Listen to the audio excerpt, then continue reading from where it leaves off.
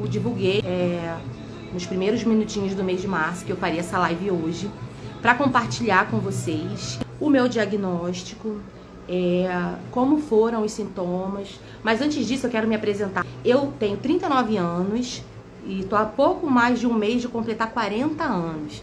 Me chamo Juliana, sou aqui do estado do Rio, sou nutricionista formada, vou completar 13 anos de formada. Tenho muita experiência em atuação na área clínica hospitalar, né? Fui nutricionista hospitalar por muitos anos. Inclusive, no momento que eu descobri o meu diagnóstico, eu era nutricionista hospitalar e atuava com pacientes de todos os estados. Pacientes cirúrgicos, pacientes críticos de CTI, pediatria, atuava também dentro da cozinha hospitalar naquela ocasião.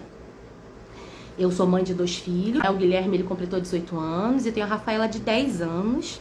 Sou casado com o William, meu marido é funcionário público, ele é um engenheiro formado, mas não atua na área. E é um grande incentivador de tudo aquilo que eu resolvo fazer.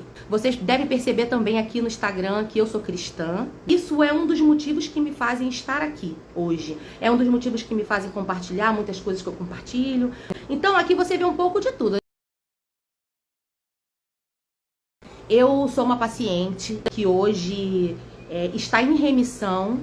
Esse ano eu completo o 5º ano, depois que eu descobri o câncer, fiz o tratamento. E eu tô há 5 anos fazendo acompanhamento, faço exames periódicos. Mas como que isso começou? Em 2017, de 2017 para 2018, vez ou outra eu sentia uma dor abdominal. Mas não era uma dor na parte superior do meu abdômen. Aqui que a gente fala a boca do estômago, sabe onde é que tá a minha mão? Sabe aquela dor pélvica, aquela área onde a gente sente dor quando tem cólica? Era uma dor ali que eu sentia. Mas essa dor, ela não começou frequente, ela acontecia às vezes. E naquela época, 2017, final de 2017, início de 2018, geralmente eu sentia essa dor muito forte próximo ao meu ciclo menstrual. Naquela ocasião, eu tinha 33 anos, tá? E aí eu associava, né, que aquela dor, ela estava ligada ao meu período menstrual, porque de fato acontecia muito frequentemente próximo. E como a gente sabe, né, que próximo da gente menstruar, a gente tem uma alteração, né, dos hormônios, toda uma alteração do corpo da mulher. Eu sou uma pessoa que nunca fumei, nunca bebi, sempre me alimentei bem e, assim, minha alimentação ela sempre foi muito rica em fibra. E, enfim, comecei com essas dores. E aí, o que acontece, gente? Essas dores, elas começaram a piorar e a se tornar mais frequentes. O primeiro sintoma que eu, Juliana, tive foi dor, tá? E é interessante porque a gente sabe que quando um tumor ele dói, ele já tá grande. E eu sentia essas dores. Depois, elas começaram a não mais coincidir com o meu período menstrual. Elas começaram a acontecer em qualquer momento. Às vezes no mês eu tinha 2, 3 crises. E quando eu falo de crise, sabe quando a gente vai à emergência e o médico pergunta assim pra você, seu nível de dor é de 0 a 10 é quanto? Era 10, de verdade. E eu tô aqui dentro do meu quarto agora, né? E eu lembro que algumas dessas crises eu não conseguia falar, ficar de pé. Era uma dor tão forte. E eu deitava de bruço, botava uma almofada e ficava deitada ali em cima daquela almofada com aquela dor horrorosa. Era muita dor. Passado esse período das dores, o segundo sintoma que eu tive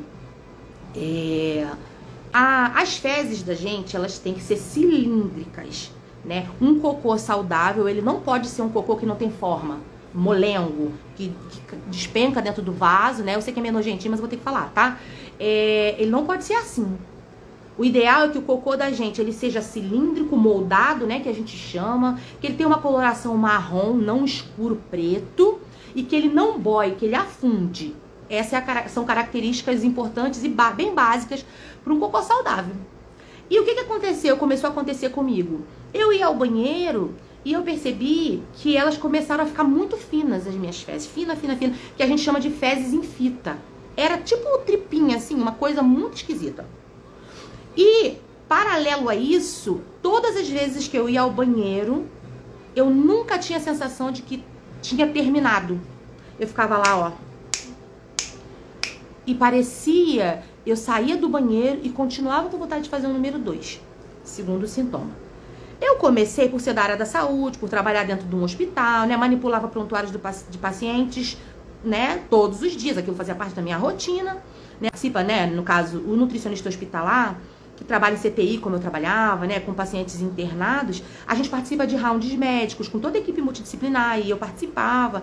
Então, várias vezes eu cruzava, né, os meus sintomas com os pacientes, muitos pacientes que tinham internados, e eu ficava assim, isso aqui pode ser síndrome do intestino irritável, alguns sintomas. Pode ser que, será que eu tô desenvolvendo Crohn?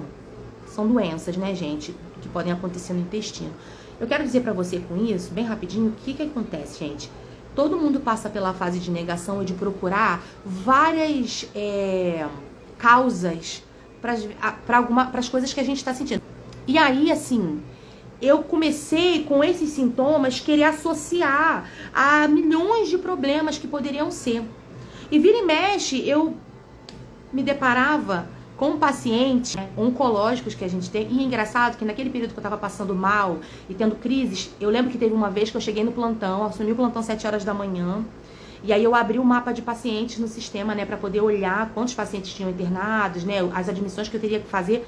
E aí eu comecei a passar mal. Eu já tinha ido pro hospital meio que ruinzinha, assim, com dor. A dor começou a piorar tanto, eu não consegui, gente. E aí as copeiras, né, minhas copeiras, elas me levaram pra emergência. E eu lembro que eu fiquei lá fazendo medicação intravenosa pra conseguir suportar a dor. E eu fiquei assim, branca, me consumiu. E um dia, numa dessas crises, eu lembro que terminou o plantão, eu esperei terminar. Eu desci pra emergência, antes de vir embora, liguei pra casa e falei, amor, eu vou demorar um pouquinho, que eu vou pedir fulana de tal, né, uma médica, colega que trabalhava, se ela faz um pedido de uma tomografia, porque eu vou ver que dor é essa. E aí eu fiz essa tomografia. Eu pretendo depois gravar um vídeo, depois eu vou contar toda a parte espiritual que eu vivi durante esse processo, experiências sobrenaturais, inclusive, né, eu já contei em vídeos fragmentados, mas eu quero fazer um vídeo bem legalzinho assim pra poder deixar registrado. Hoje eu quero falar da parte técnica por conta do meio do Março Azul Marinho. Mas eu não posso falar dessa minha história, dessa minha experiência sem contar aquilo que Deus fez. E eu vou gravar um vídeo e vou deixar, vou ver como é que eu vou fazer isso em formato de reel, bem provavelmente.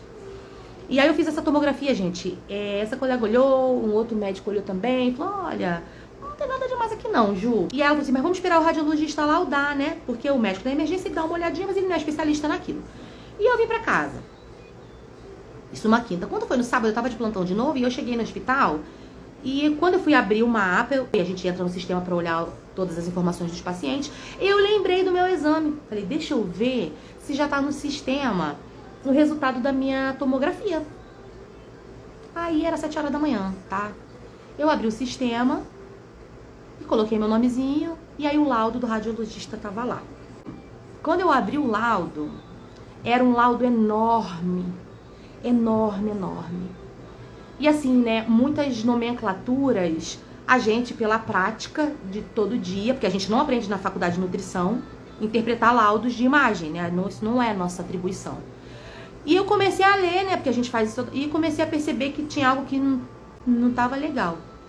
A descrição dizia que eu tinha uma lesão no meu intestino grosso, né, e essa lesão, ela tinha aproximadamente 8 centímetros. 8 centímetros é grande, né? Essa bíblia aqui, ela tem 15. Vamos pensar em algo desse tamanho aqui, ó. Mais ou menos assim. Não era, pela descrição, não era uma bola, né? Mas era uma lesão. E ele dizia que ela tinha partes moles, vários linfonodos, né? Linfonodomegalise e tudo. E que ela não era regular.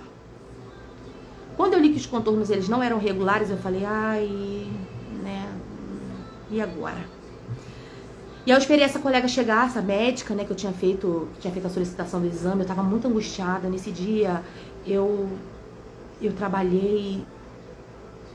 Você sabe aquelas cenas de filme que a gente vê assim, a pessoa quando ela recebe uma notícia triste ou algo muito grave acontece... E a pessoa passa o dia inteiro lembrando da vida dela, pensando, eu vou tentar não chorar. É difícil lembrar, né, dessa etapa.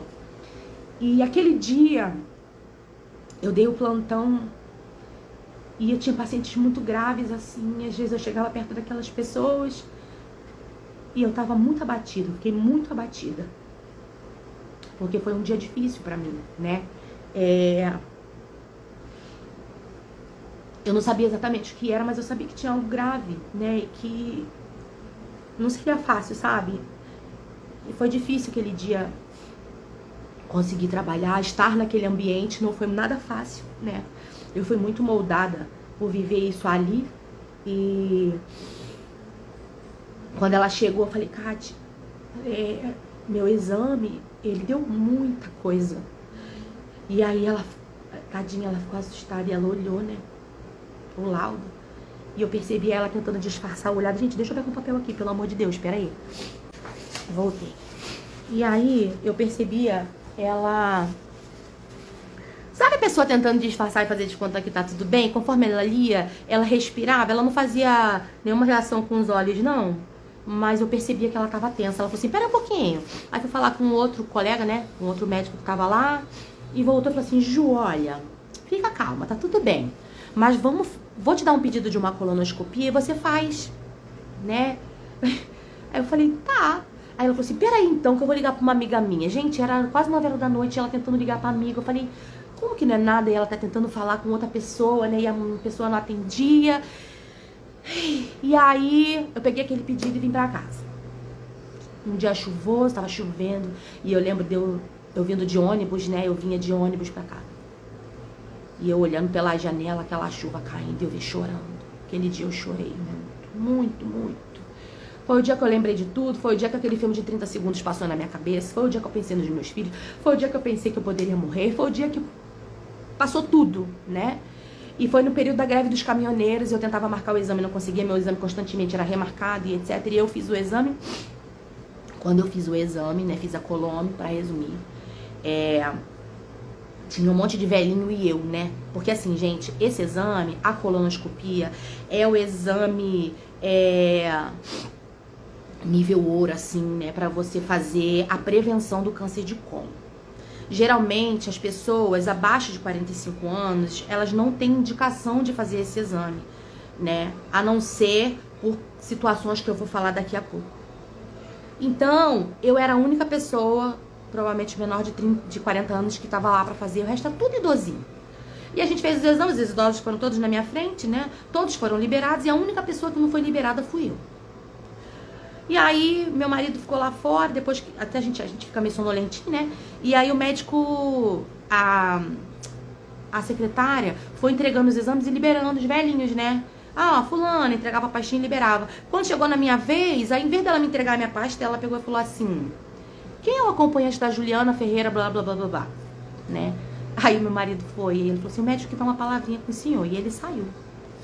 No caminho daqui pra lá, quando eu tava indo pra fazer o exame, eu falei assim, amor, eu sei que o meu exame, ele não vai voltar zerado. Foi essa a expressão que eu usei. Eu queria dizer que eu sabia que ia aparecer alguma coisa ali. Mas lá no vídeo que eu vou deixar depois no feed, eu vou explicar pra vocês o porquê que eu tinha essa certeza, né? E aí o William ficou lá muito tempo lá fora e voltou com uma cara de paisagem. Aí eu comecei a fazer perguntas e ele não ficava tentando escorregar, não queria falar. O médico falou pra ele, isso depois que eu operei, ele me contou, né? Que eu tinha um tumor muito grande no meu intestino, que eu tinha uma obstrução, né, do intestino mesmo, que é um tubo, o intestino da gente, de 80%. Eu tinha uma frestinha. E eu deveria, né, a partir daquele momento, fazer uma dieta muito severa, tomar muito cuidado com aquilo que eu iria comer, porque como eu não tinha passagem para as fezes, gente, essa parte é forte, mas era o meu cenário. Eu poderia vomitar fezes. Tamanha era a obstrução que eu tinha no meu intestino. Mas eu precisaria do resultado da biópsia. Depois que eu fiz a biópsia, fiz a colônia, eles tiraram amostras, fez a biópsia. Quando o resultado da biópsia voltou, esse resultado, ele voltou como que eu não tinha câncer, que era um tumor benigno, né? E nesse período eu já estava fazendo acompanhamento com uma proctologista, que é onde eu me trato até hoje, que é na Oncologia DOR lá da Barra. E aí eu levei o resultado e eu cheguei lá, falei pra ela, ai doutora, minha biópsia disse que é um tumor benigno. Aí ela falou assim, Juliana, olha, a gente já está te tratando como câncer. porque pelo tamanho e pelo aspecto, pode ser que a área que ele pensou, que era o que estava para fora, assim, mais fácil dentro do intestino dele alcançar, ainda ali não tem as células cancerígenas, mas bem provavelmente o que está para trás já tem câncer, né? E aí ela fez o agendamento da minha cirurgia, eu fiz o exame, isso tudo foi em julho, em agosto ela deu todo o encaminhamento, e como era algo complexo, né, tem questão todo o plano de saúde, eu operei em outubro.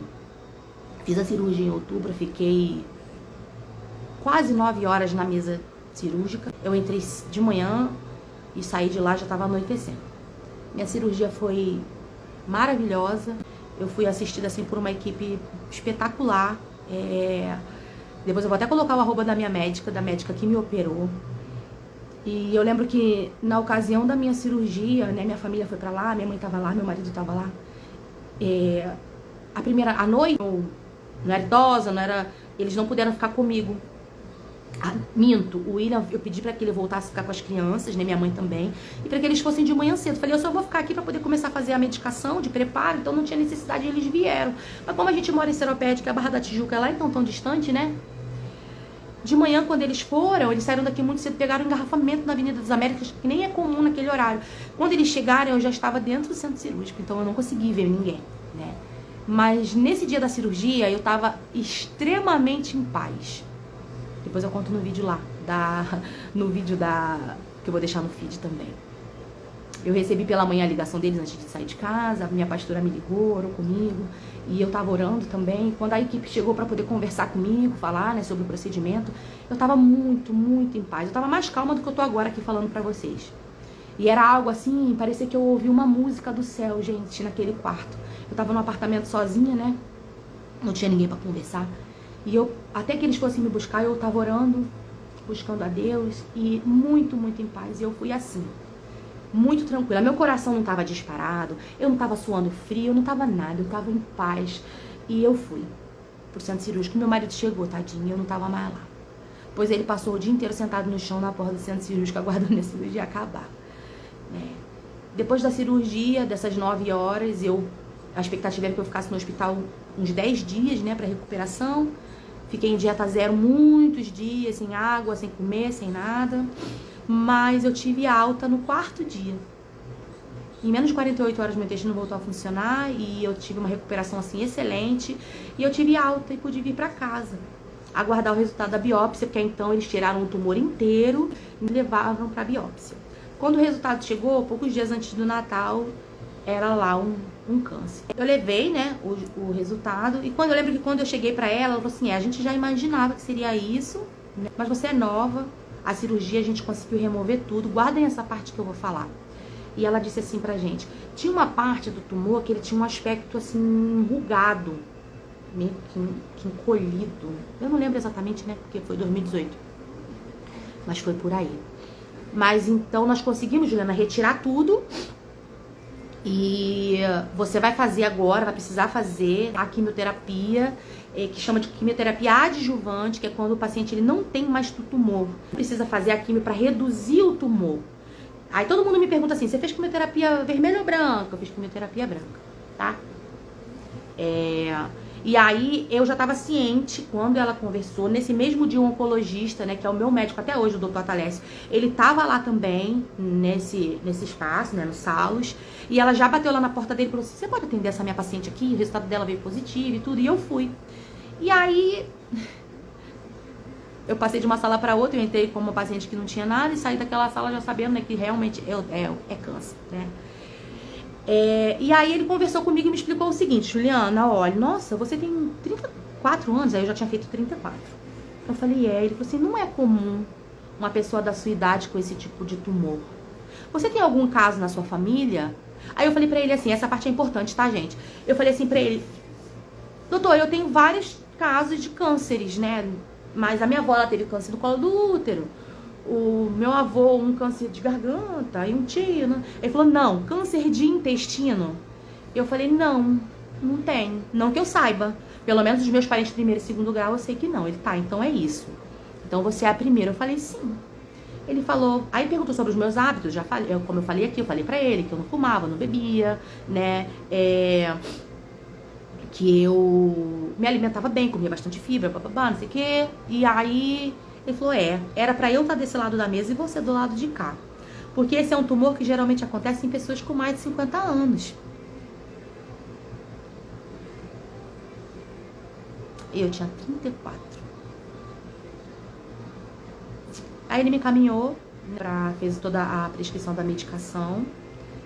E eu fui primeiro fazer o implante do catéter. Eu tenho ainda nessa área o catéter implantado, que é por onde eu recebi a quimioterapia. Depois que a gente completa 5 anos, aí começa o processo para retirar. Então, desde que eu terminei a quimioterapia, eu ia de mês em mês, né, fazer a parinização desse catéter, que eles conectam uma seringa e injetam um líquido aqui para poder ele não obstruir, tá? Porque o suporte, né, eles têm que manter esse catéter funcionando, caso eu precise, porque tem alguns pacientes que têm, né, a recidiva da doença, e ela precisa voltar a fazer o tratamento, então não pode perder o catéter, entendem? Por isso ele ainda tá aqui comigo. E aí a gente instalou o catéter no dia 16 de janeiro de 2019, estado de saúde final de dezembro de 2018. Eu instalei o catéter 10 de dezembro, de 2019, 10 de janeiro. E 16 de janeiro de 2019 eu comecei a fazer a quimio. Foram 12 sessões de quimioterapia que eu fazia de 15 em 15 dias. Eu ia lá, ficava 1 hora, quase 2 horas, fazendo a infusão da parte principal, né, de ataque da quimio. Lá na unidade comecei a fazer na Barra, depois eu passei para Campo Grande. E porque tem que ter assistência, que a gente pode ter alguma reação e tudo. E fazia lá. Depois eles acoplavam esse catéter, eles tiravam aqueles tubinhos que ficam pendurados, como todo mundo, a gente vê assim, e colocavam uma espécie de uma bomba. Era uma rodinha, eles prendiam uma pochete, que ficava na minha cintura, né, presinho dentro daquela pochete, com a medicação que ficava correndo. Então eu saía de lá na quarta-feira com essa bomba e eu fazia o resto da quimioterapia na minha casa até sexta-feira, da mesma semana. Na sexta-feira eu ia lá à unidade para poder tirar. Foram 6 meses de tratamento. Nesse período eu ia fazendo os exames para poder dosar os marcadores tumorais. Os meus marcadores, eles nunca alteraram, nunca ficaram altos. A minha imunidade também, ela nunca baixou, mesmo quando eu tinha câncer. Eu vivi coisas assim muito, muito sobrenaturais, muito. Eu não tive nenhuma intercorrência, eu não vomitava, eu não ficava assim indisposta. Ao contrário, eu conseguia fazer tudo. Com exceção do dia da química, no dia da infusão, algumas horas depois, eu tinha um sono que não dava pra abrir a boca, assim. Então eu já sabia, né, depois que eu acostumei, eu vinha pra casa, deitava já, saía do carro com meu travesseiro, ó, dormia. Acabava aquele sono, eu vivia. Eu não podia cozinhar, porque poderia aumentar o calor, poderia aumentar a velocidade da infusão, então isso era proibido pra mim. E eu também não podia abrir nada gelado, nem tocar em nada gelado, nem abrir geladeira, porque a gente tem uma alteração nas terminações nervosas das pontinhas assim, né? De mão, de ponta de pé, de periferia. Eu poderia tomar choques. Tanto que eu não conseguia tomar nada gelado, porque a minha garganta fechava. Mas era só isso. No restante era vida normal. Fazia minha célula, fazia tudo. E aí, gente, foram 6 meses. Depois que eu fiz a químio, eu tive alta da químio, não alta do tratamento, assim, do acompanhamento. Não era considerada curada ainda, porque isso, como eu disse, só acontece após o 5º ano. Mas depois que eu terminei o tratamento, eu terminei em junho, e ele me liberou pra voltar a trabalhar em agosto de 2019. Então, na pandemia, eu tava lá dentro do hospital trabalhando. Depois dessa experiência, eu comecei a procurar entender quais eram as razões de eu ter desenvolvido esse tumor.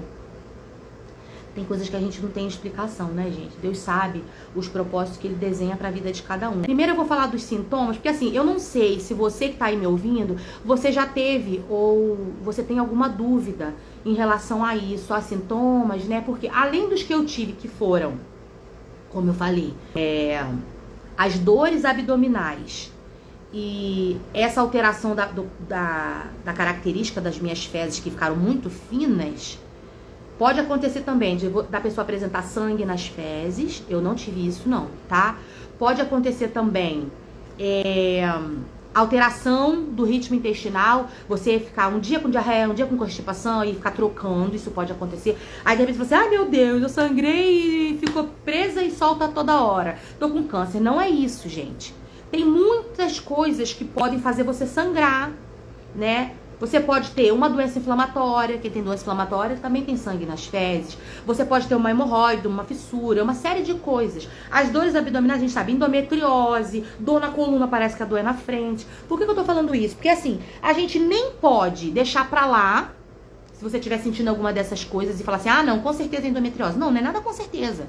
Você não pode negligenciar o sintoma. Mas também não quer dizer que se você teve uma dor abdominal e tá com diarreia ou tá com prisão de ventre, que é um tumor.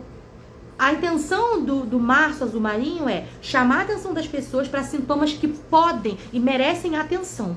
Então esses são sintomas que merecem muita atenção. Os especialistas, proctologistas, muitos dizem o seguinte, se você tiver tendo dor abdominal, alteração do trânsito intestinal, né, prisão de ventre e diarreia, e você tiver uma anemia que você não tem uma explicação, você precisa procurar um especialista para fazer exames para poder ver como é que tá a sua saúde.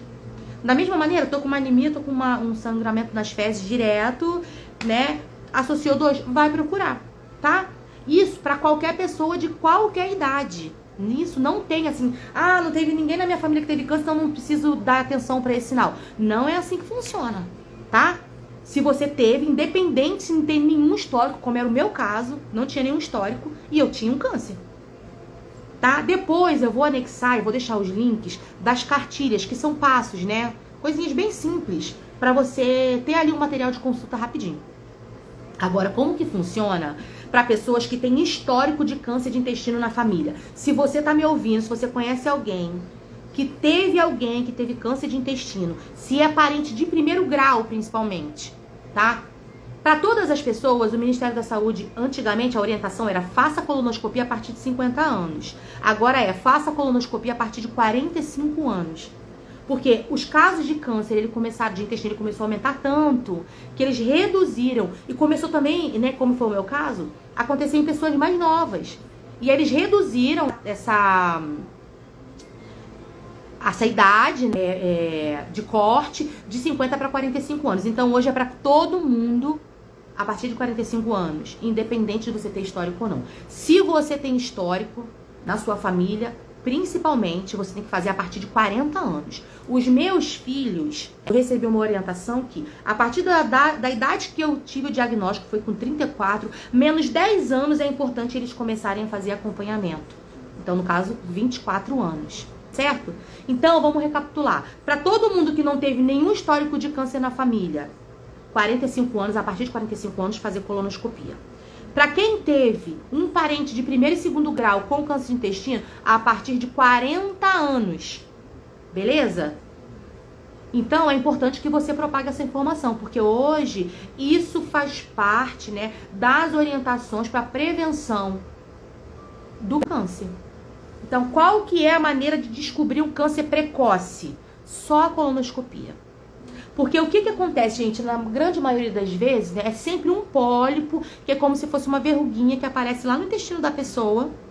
E aí aquilo ali, se não tratado, ele começa a crescer e ele vai se tornar um câncer. Então, quando você faz a colonoscopia, o médico ele consegue ali identificar esses pólipos e ele corta e cauteriza, vai lá com um negocinho quente, queima ali, pra poder não ficar, né, pra poder secar direitinho e não ficar sangrando, e sempre manda esse pólipo que foi retirado pra biópsia. Todo mundo que faz coluna que tem um pólipo faz biópsia.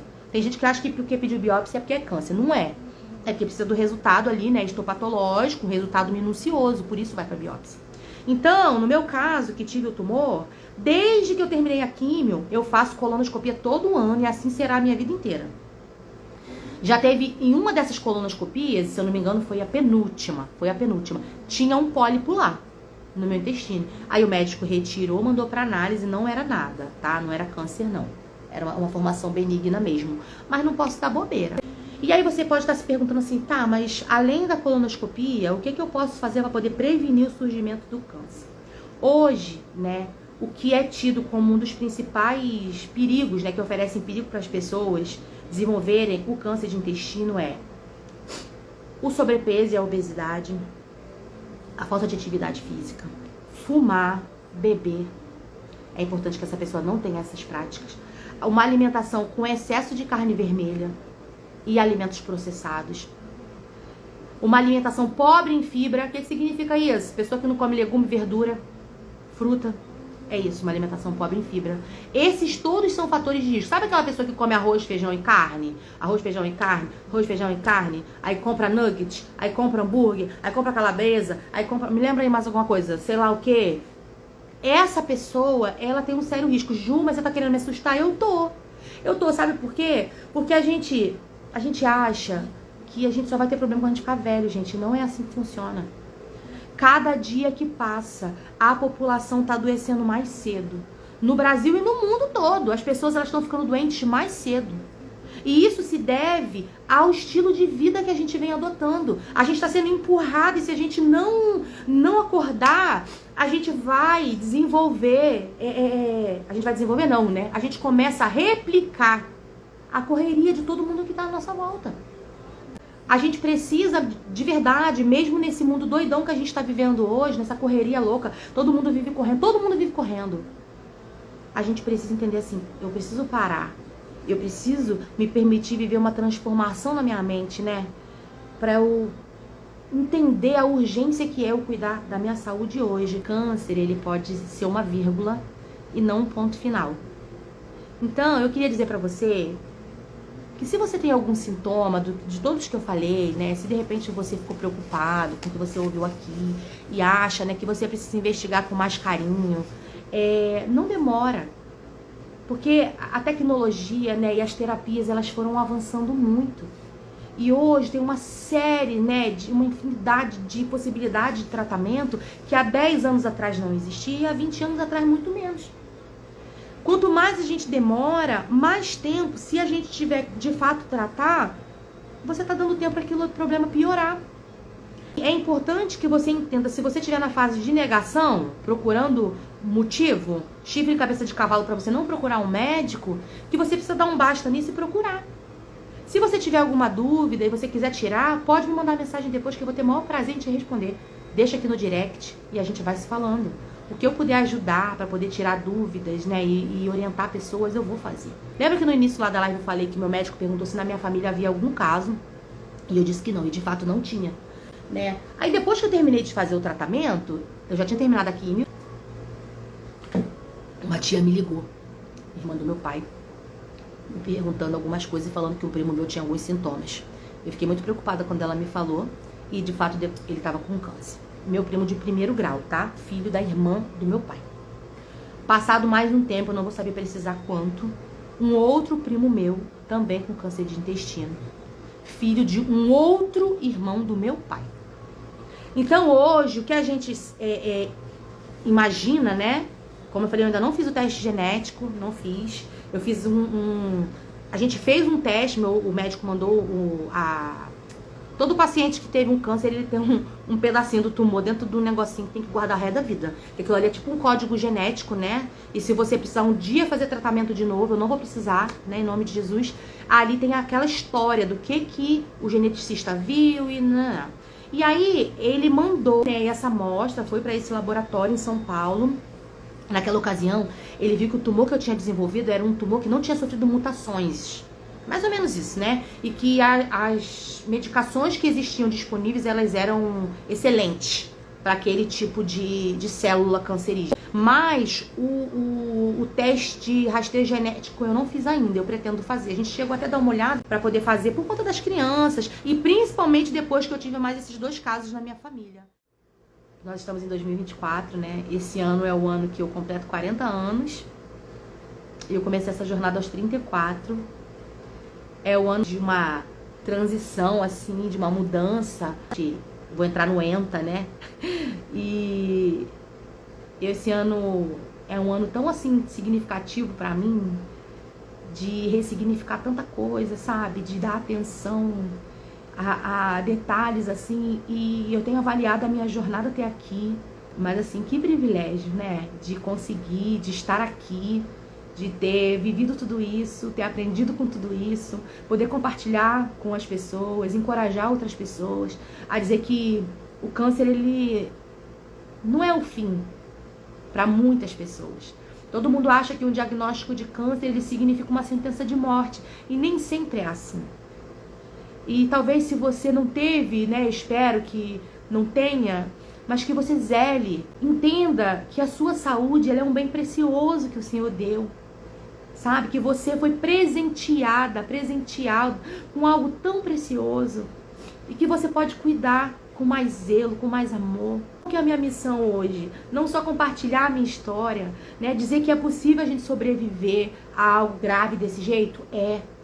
Mas mais do que isso, é importante que a gente tenha zelo por aquilo que o Senhor nos deu, que é o nosso corpo.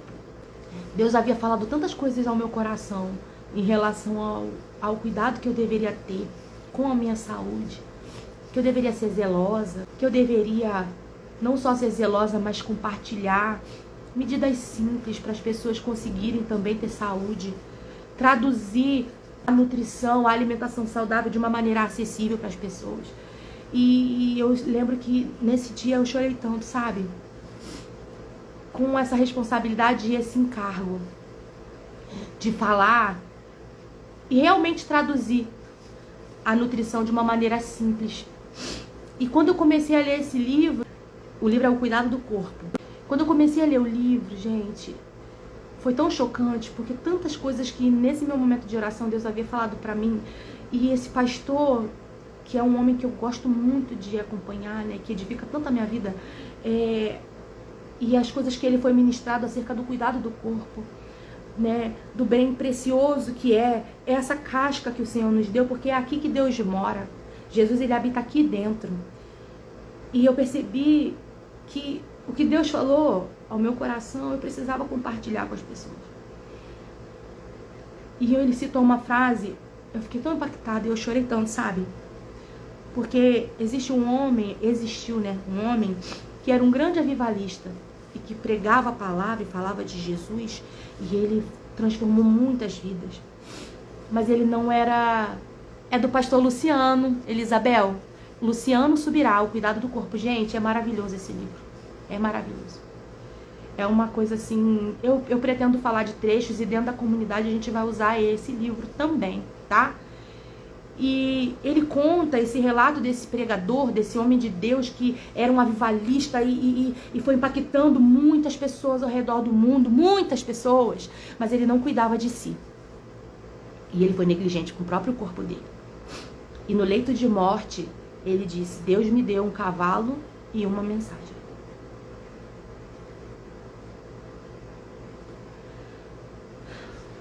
Eu matei o cavalo. Eu já não posso levar a mensagem. E eu fiquei tão impactada com aquilo, sabe? Porque eu falei, meu Deus do céu, que responsabilidade que é. E às vezes a gente acha que é só culpa de Deus, é só responsabilidade de Deus. E a gente não faz a nossa parte. Então, eu queria chamar a sua atenção para a responsabilidade que você tem de cuidar da sua saúde, de cuidar do seu corpo. Principalmente se você é um cristão, assim como eu, entende a responsabilidade que você tem aqui na terra, para que o Senhor nos plantou aqui. É claro que eu tenho segundas intenções em falar tudo que eu tô falando, em fazer esse grupo. Mas a minha intenção não é ficar rica não, sabe? Porque se eu quisesse ficar rica, eu falaria de emagrecimento, que é isso que enriquece nutricionista. Mas eu não posso ir contra aquilo que Deus colocou no meu coração. E o meu coração é despertar mulheres para que elas entendam a grande responsabilidade que elas têm, cuidar da sua própria saúde, cuidar da saúde da sua família. E quando elas estão fazendo isso, elas estão cuidando da mensagem que o Senhor deu para cada um. Muito terminar essa live orando por você, né, abençoando a sua vida e te agradecendo, né, por ter estado aqui comigo, você que passou, você que vai ver depois. E eu espero de verdade um tempo novo, né, não só na minha vida, mas na sua também. O Senhor, ele possa te encorajar a dar esse passo. Eu sei que para algumas pessoas vai ser um passo de fé. E assim, mas é isso que Deus quer, né? Moisés, ele caminhou em direção ao mar. Quando ele estava indo em direção ao mar, o mar estava fechado ainda, o mar não estava aberto. Ele precisou tocar para o mar abrir. Deus quer de você é um passo. É que a gente decida, que a gente dê um passo. E ele vai fazer a parte dele, a gente vai fazer a nossa e eu vou te ajudar, tá bom? Então eu queria que você fechasse seus olhos, eu vou terminar essa oração. Depois dessa oração eu vou te dar um tchau e vou encerrar, tá bom? Vamos orar. Senhor, eu quero te agradecer pela vida de todos aqueles que passaram, Senhor, por essa live, aqueles que estão aqui comigo até agora. Eu quero pedir que o Senhor envie, Deus, os anjos do Senhor, Pai, as bênçãos do Senhor a cada um. Ó, Pai, que cada um, Senhor, que tem entendimento ou que foi despertado agora para a necessidade, Pai, de cuidar da sua saúde, Pai, de ter um olhar mais atencioso, não só para a sua própria saúde, mas da responsabilidade, Deus, que nós temos de cuidar da saúde da nossa família, de nos alimentar melhor, de fazer aquilo que está ao nosso alcance. Paizinho, o Senhor nos deu uma missão tão preciosa, o Senhor nos deu uma vida tão maravilhosa, e tantas vezes nós somos tão negligentes. Nós somos, Senhor, tantas vezes tão irresponsáveis até, mas que o Senhor nos constranja nessa noite a ter uma atitude diferente. Que o Senhor nos constranja a honrar o Senhor com a nossa vida, a honrar o Senhor com o nosso corpo, a honrar o Senhor com a nossa saúde. Ó Deus, muito obrigada, Senhor, porque eu tenho saúde hoje. E eu sei, Pai, que foi o Senhor quem me deu. E eu profetizo, Senhor, sobre a vida de todos aqueles que estão aqui comigo, que eles terão saúde abundante. E aqueles que creem que foram chamados, eles terão saúde e vigor para levar a palavra. Pai, e aqueles que precisam de alegria e de saúde, para ter tempo de qualidade com seus filhos, para, Senhor, fazer atividades e tantas outras coisas, para que, Senhor, assim como eu tenho aprendido, para que tenham mais vida nos seus anos, e não só mais anos de vida, que o Senhor possa, Deus, fortalecer e que eles possam dar um passo de fé e que esses 15 dias sejam uma bênção e que tudo isso que nós vamos desenvolver a partir de hoje seja poderoso e transformador, não só para a minha vida, Senhor, mas para a vida de todos aqueles que participarão. Eu abençoo cada um, Pai, no nome de Jesus. Amém. Chorei de novo. Amém. Muito obrigada. Muito obrigada. Deus abençoe vocês. Gente, se acostuma, porque eu sou muito chorona, eu choro muito, eu sei. Choro muito, muito, muito. Mas é assim mesmo.